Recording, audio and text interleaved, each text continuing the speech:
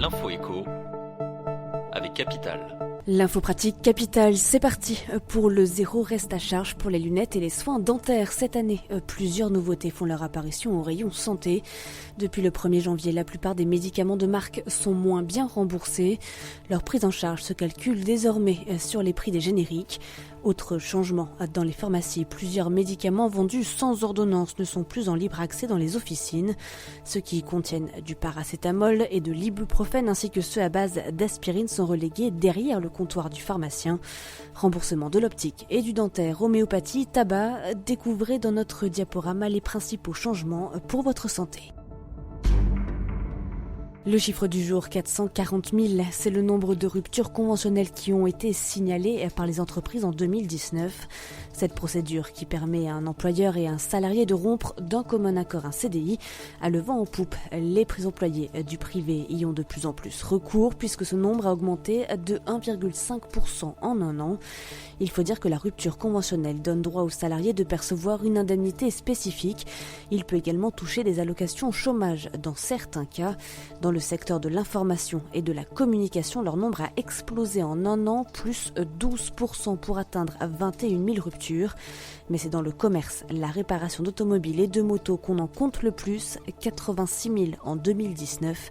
Découvrez sur notre site les secteurs qui utilisent le plus la rupture conventionnelle. Le coup de gueule du jour est poussé contre les banques qui freinent la mise en concurrence sur le marché de l'assurance emprunteur. Dans un entretien au grand rendez-vous de l'immobilier de Capital, c'est le sénateur socialiste Martial Bourquin qui dénonce ce scandale. Ce blocage pratiqué par les établissements bancaires lèse bon nombre d'emprunteurs en optant pour d'autres contrats que ceux proposés par leur banque.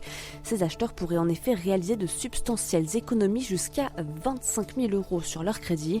Martial Bourquin espère que son nouvel amendement sera adopté prochainement par l'Assemblée nationale.